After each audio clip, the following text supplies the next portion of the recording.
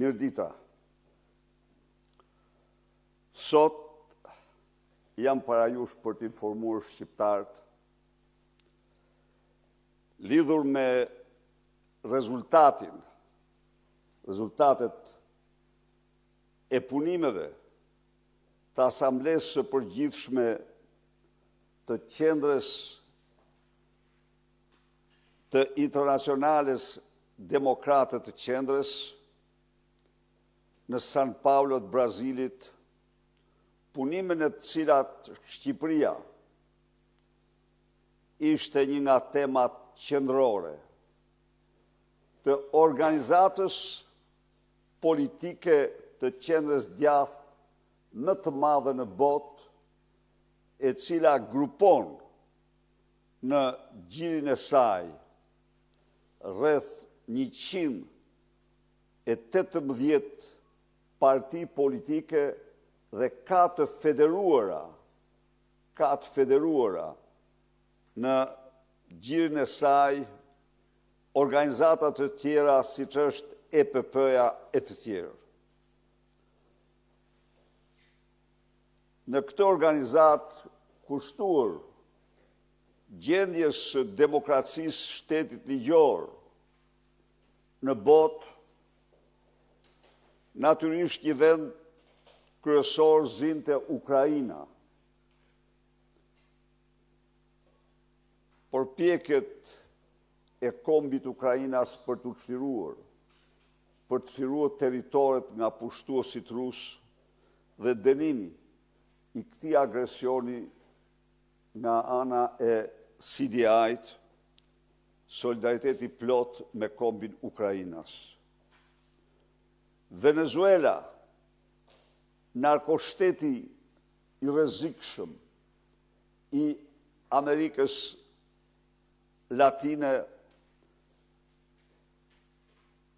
ishte çështje tjetër madhore dhe rezoluta e miratur në CDI bën thirrje për rikthimin, rivendosjen në detyrë të presidentit të zgjedhur të popullit Venezuelas, i cili jeton në Spanjë për shkak të grabitjes së zgjedhjeve nga Maduro, ky diktator i narkoshtetit. Por një vend qendror kishte dhe narkoshteti shqiptar, Shqipërisë. Presidenti Pastrano, sekretari i përgjithshëm i Sturizë dhe një seri personalitetesh morën fjalën pas ekspozes dhe miratimit rezolutës për Shqipërinë, duke dënuar me forcën më të madhe shprehshësimin më të madh për zhvillimet dramatike në Shqipëri, konsolidimin e narkoshtetit në drejtimin e Edi Ramës, lidhjet direkte të Edi Ramës me kartelet më të rrezikshme si Sinaloas apo kartelet tjera të Amerikës Latine.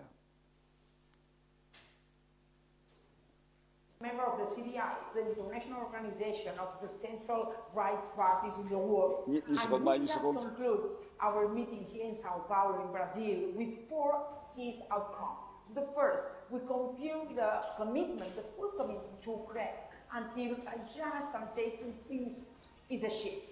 And we call to all democracies to condemn the Russia's aggression, as we are united in our support for Ukraine and defend the principles of the rule of law. Second, we will continue to defend human rights against Maduro's narco-dictatorship, responsible for its brutal repression of almost 1,000 political prisoners. The Nobel Prize award to Maria Corina Machado confirms the triumph of democratic dignity over tyranny. Third, we insist on conditioning Albania's European Union accession on ending its democratic democratic backsliding and the media and judicial capture, done by a leadership linked to drug trafficking, organized crime, and money laundering. And fourth, we call for an international response to restore the rule of law in Mexico in the face of killing of teenagers and community leaders, the result of a government that has lost the control to criminal organizations. And to conclude, I want to say welcome to Montenegro and Venezuela in the IDC family.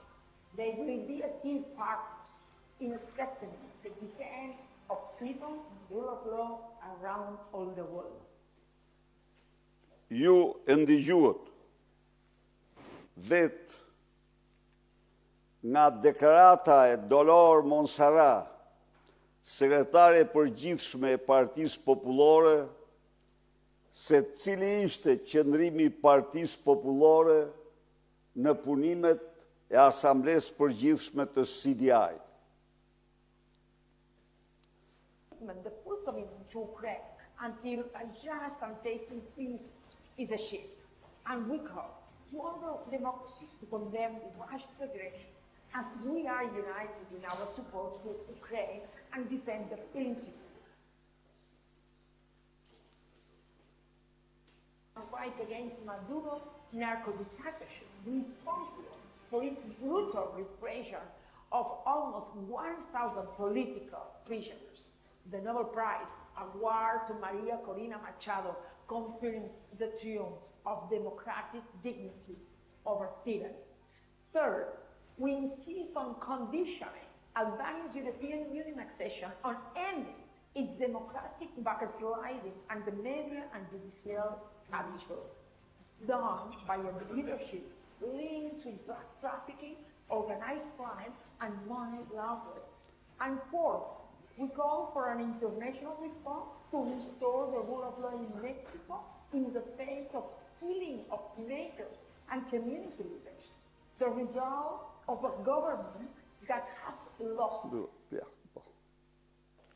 Pra, sekretarja e përgjithshme e Partisë Popullore Europiane shpreu në përmbledhjen në deklaratën e saj në cilë përmblodhi çështjet kryesore të Asamblesë, një ndër të cilat ishte Shqipëria, narkoshteti shqiptar dhe lidhjet e të mërshme me kartel të drogës të qeverisë shqiptare. Por, përveç kësaj, si që jeni informuar, Asambleja e Përgjithshme e Internacionales Demokratët të Qendrës miratoi një rezolut të veçantë edhe për Shqipërinë. Në këtë rezolut, po lexoj, thuhet: duke marrë parasysh raportin final të OSBE-ODIHR-it për zgjedhjet parlamentare të 11 majit 2025 në Shqipëri, duke marrë parasysh treguesin e sundimit të ligjit 2025 të World Justice Project, raport në Departamentit të Shteteve të Bashkuara për klimën e biznesit 2025 në Shqipëri, duke marrë parasysh kriteret e Kopenhagenit, dokumentin e Kopenhagenit të OSBE-s vitit 1990, kodin e Komisionit Venecias për praktikat e mira në çështje zgjedhore dhe kartën europiane të vetëqeverisjes vendore, duke marrë parasysh rezolutat e mëparshme të miratuar nga EPP, CDI, IDU,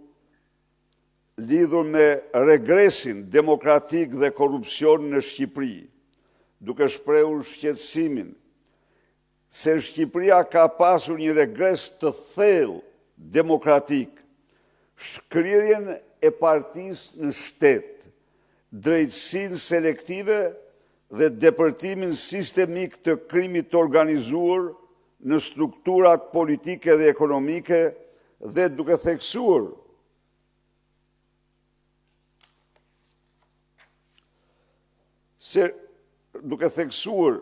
se Shqipëria drejt Bashkimit Evropian, rruga e Shqipërisë drejt Bashkimit Evropian duhet të jetë në bazë merite, e kushzuar me progres të matshëm në demokraci, sundimin e ligjit dhe drejtat e njeriut. Rezoluta vazhdon në çështjen 1. Integriteti zgjedhor konstaton me shqetësim të thellë gjetjet e raportit final të OSBE-ODIHR-it, i cili konfirmon shkrirjen sistemike të pushtetit shtetëror me atë partjak, keqpërdorimin masiv të burimeve publike dhe klimën e intimidimit, të drejtësisë selektive që pengoj konkurencën e barabartë. Vëren se ODIHR dokumentoi blerje votash, ndërhyrje të krimit në zgjedhje dhe rrjetet e patronazhit që shkëmbenin vendet e punës, përfitime dhe leje për vota. Forcat e rendit vepruan në mënyrë selektive duke forcuar pandëshkueshmërinë. Rikujton se ODIHR dokumentoi mbi 4.500 aktivitete të financuara nga shteti, të shndruara në aktivitete elektorale, ndërsa KQZ-ja sanksionoi vetëm 18 prej tyre, duke ekspozuar dështim të plot të mbikëqyrësit apo regulatorit. Partia Socialiste përdori zyrat publike, infrastrukturën dhe komunikimin shtetëror për përfitime zgjedhore në shkeljet kodit zgjedhor, kriterëve të Kopenhagenit dhe angazhimeve ndaj OSBE-s. Për të gjitha këto, CDI denon ndjekjet penale dhe arrestimet me motiv politik të drejtuesve të opozitës në vitin elektoral, përfshirë Sali Berishën, Ilir Meten, deputetin Ervin Saljani, Fatmir Mediun, të cilët ODIHR i vlerësoi si faktor që kontribuan,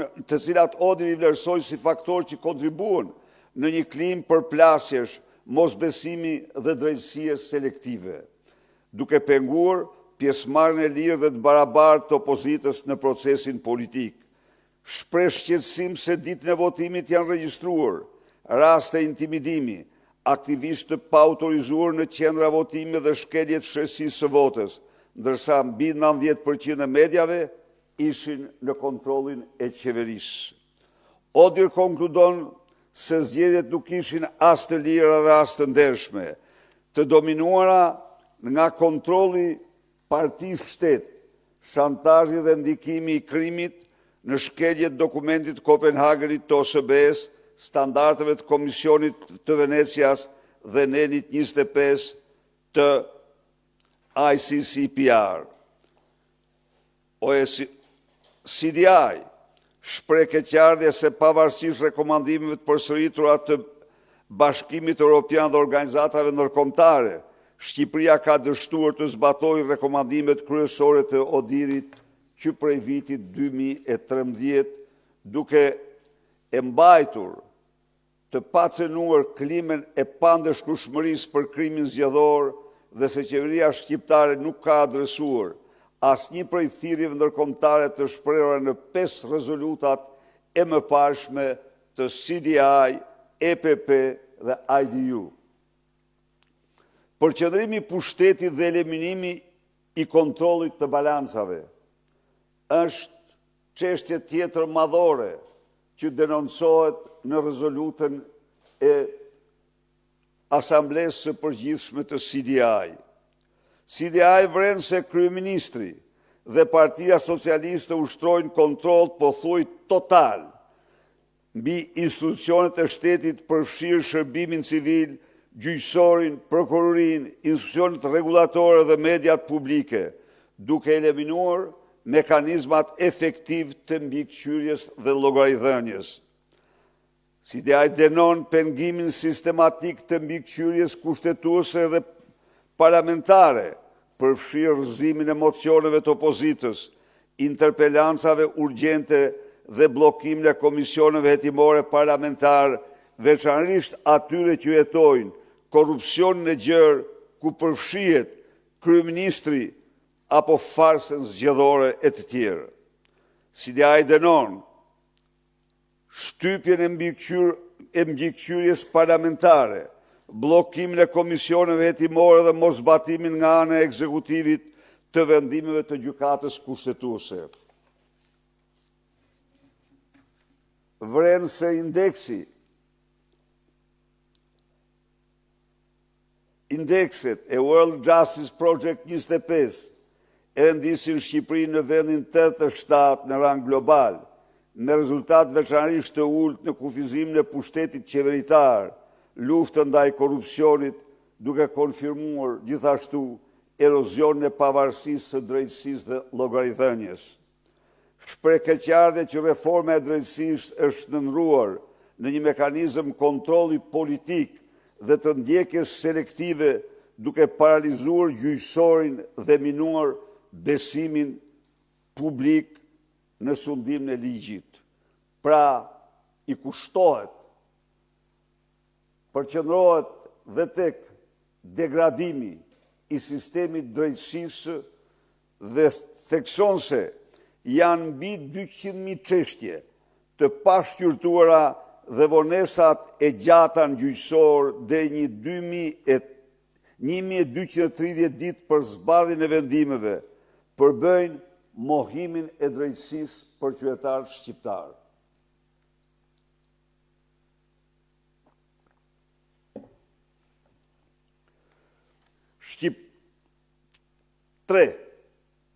Shqipëria si narkoshtet dhe kërcënim për sigurinë rajonale. CDI shpreh shqetësim me thellë se Shqipëria është kthyer në një nyje kryesore për trafikun e drogës dhe pastrimin e parave, duke shërbyer si korridor logjistik për kokainën nga Amerika Latine drejt porteve europiane.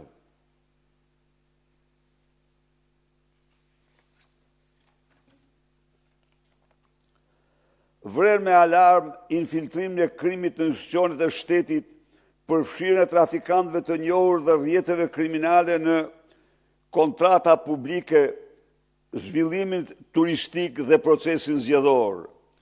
Rikujton provat për takime midis zyrtarëve të lartë qeveritar dhe individëve të lidhur me kartelin e Sinaloas dhe grupet mafioze shqiptare.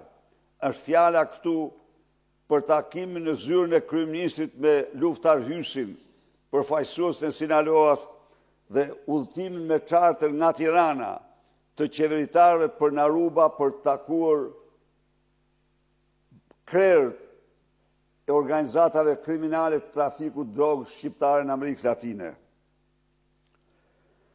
Vren se Eurostat dhe studimet pavarura konfirmojnë pastrim masiv parash në sektorin e ndërtimit në Shqipëri, në rreth 4 miliard euro investimet pa justifikuara në sistemin formal bankar.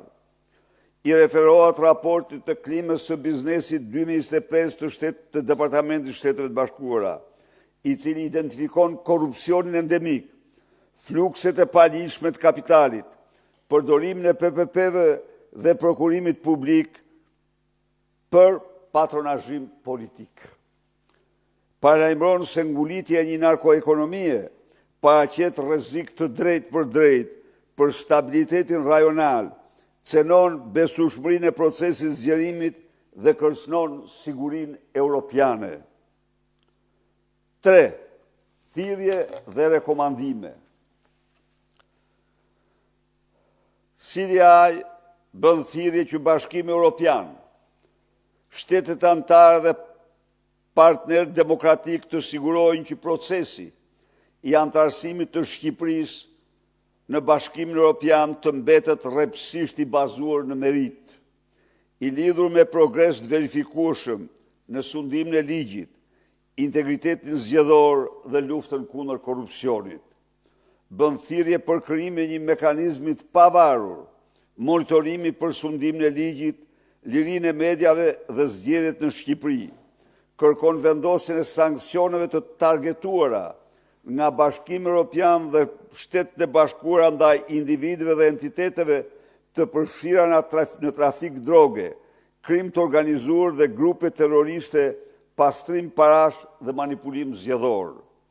Bën thirrje për ndihmë ndërkombëtare për të, 2 pika, luftuar pastrimin e parave dhe çmontuar rrjetet kriminale, mbështetur një reformë gjithëpërfshirëse zgjedhore dhe depolitizimin e administratës publike, forcimin e pavarësisë së gjyqësorit dhe mediave, rikthimin e funksionimit të parlamentit dhe mbrojtjen e opozitës, sigurimin e zbatimit të plot të rekomandimeve të OSBE-ODIHR-it, mbështetjen e krijimit në një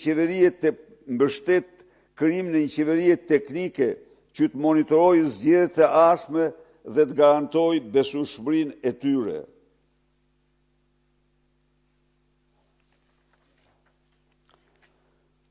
Shpreh solidaritet me qytetarët shqiptar dhe forcat demokratike që punojnë për rikthimin e pluralizmit, llogaridhënies dhe vlerave europiane.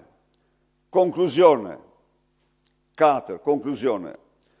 Rikonfirmon se konsolidimi i një regjimi narko-autoritar në Shqipëri përbën jo vetëm një tragjedi të brendshme, por dhe një sfidë strategjike për sigurinë demokratike të Europës.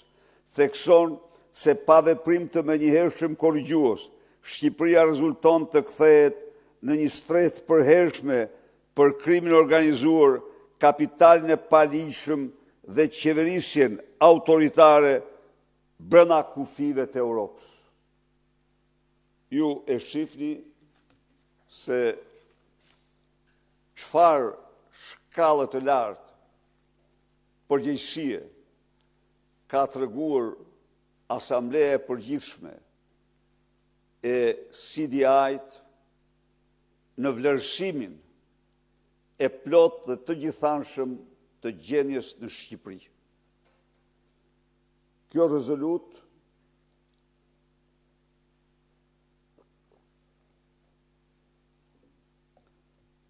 së bashku me 5 rezoluta tjera paraprake të miratuara nga organizatat ndërpartjake të forcave politike të qendrës djathtë përbën një mbështetje të një anësie të jashtëzakonshme për opozitën shqiptare, për qytetarët shqiptar në betejën e tyre kundër këtij regjimi që është jashtë çdo lloj standardi demokratik, nuk ka asnjë legjitimitet, bashkëpunon me krimin dhe vjedh në mënyrë monstruoze qytetarë shqiptarë.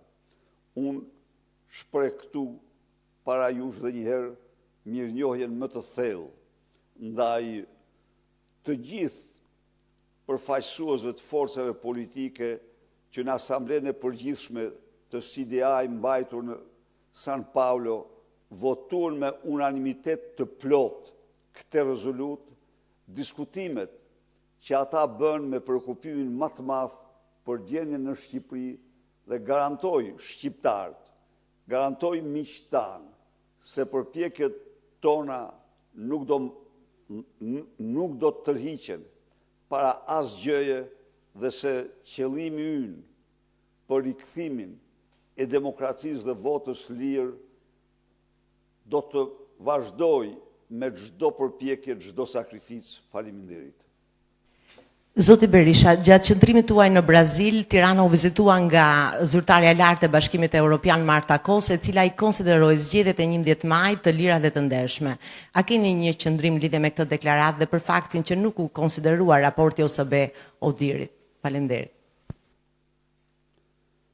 Partia Demokratike pas deklaratës së zonjës Marta Kos bëri një deklaratë në të cilën ajo e dënoi publikisht dhe gjërësisht deklaratën e frymëzuar të zonjës Kos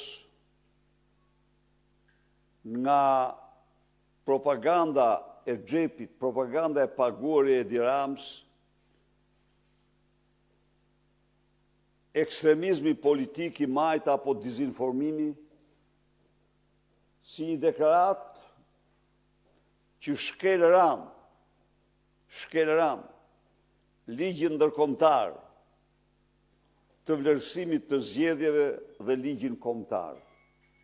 Ajo çka unë duhet të them, sot lexova para se të vi këtu, se ka patur një reagim nga ana e zëdhënësit Komisionit Evropian, i cili shpreh qëndrimin korrekt të Komisionit Evropian të papajtueshëm me qëndrimin e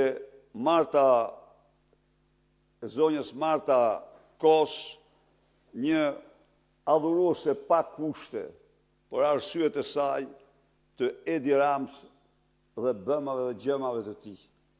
Ndaj dhe unë falenderoj Komisionin për reagimin dhe garantoj se Partia Demokratike mbetet e përkushtuar totalisht për procese integrimit të Shqipërisë në Bashkimin Evropian si ardhmja më shkëlqyer për shqiptarët, si kundërthekson se sot Shqipëria në mënyrë absolute përveç pozicionit gjeostrategjik nuk plotëson asnjë nga kushtet dhe kriteret që kërkohen për këtë antarësim. Zoti Berisha, për të mbetur te kjo çështje, përveç dënimit të deklaratës së zonjës Marta Kos, çfarë duhet bëjë opozita pas deklaratave që vijnë nga komisionerja e zgjerimit për zgjedhjet në Shqipëri, ndonë se raporti ODIHR fliste për të tjera gjetja? Opozita ndodhet para disa sulmeve të targetuara të individëve të caktuar që përfaqësojnë, që janë në Komision Evropian ose përfaqësojnë në Shqipëri Bashkimin Evropian. Të ngjashme, por jo identike me qëndrimet e zonjës Kos, janë qëndrimet e ambasadorit Gonzato, i cili është një përçues i propagandës paguar të Edi Rams dhe një dizinformimit pa përmbajtur. Lidhur me këtë të fundit, unë ju kam informuar ju se ky zotëri për të përcjell propagandën e Edi Rams ju thot deputetëve të Parlamentit Evropian se kryetari i Partisë Demokratike nuk është pro-perëndimor, masi agenda e tij është MAGA dhe jo integrimi. Ky është një trillim, një mashtrim, e kam denuar edhe një herë dhe denoj prap. Partia Demokratike ka qenë dhe mbetet absolutisht e përkushtuar totalisht në procesin e integrimit. Janë të gjitha integrimet e mëdha të Shqipërisë vepër e kësaj partie. Kurse për sa i përket mashtrimit se ai ka agjend MAGA si program i një partie konservatore ka shtyllat e shkëlqyera të mbrojtjes së vlerave që partitë konservatore ndajnë, dhe unë i rikujtoj atij zotërie, se nuk di ku ka qenë ai 32 vjet më parë kur Sali Berisha ka vendosur në Shqipëri taksen e dytë më të ulët në botë. Të vëshën më të ulët në botë pas një vendi tjetër. Dhe sistemin fiskal më konservator, më të ulët. Ka bërë gjithçka për konsolidimin e familjes, ka mbrojtur interesin kombëtar. Pra, në qoftë se ka një konkordancë, ne jemi krenar për vlerat që mbrojnë, dhe nuk mundet kur njëri nga pozita të ekstremizmit të majt, të bëj gjashtrigash kundër programit tonë. Në rast se presidenti Donald Trump këto vlera po i mbron dhe konsolidon në Shtetet Bashkuara, ky është interesi i mbar njerëzimit. Dhe nuk mund të përdoret kjo apo pas mashtrimit tjetër se Chrysler Civita ka sjell këtu çekun 9 miliard eurosh në rast se fiton Shqipëria për të shkëputur nga Bashkimi Evropian. Shqiptarët duhet ta dinë se kjo është propaganda e Edi Rams, është përcjell në të gjitha nivelet në kancelaritë në Bruksel. Dhe këto janë shpifje të turfe, do bleka mos antarësimin, përkundrazi, politika e Shteteve të Bashkuara ka qenë është që Shqipëria të antarësohet në Bashkimin Evropian.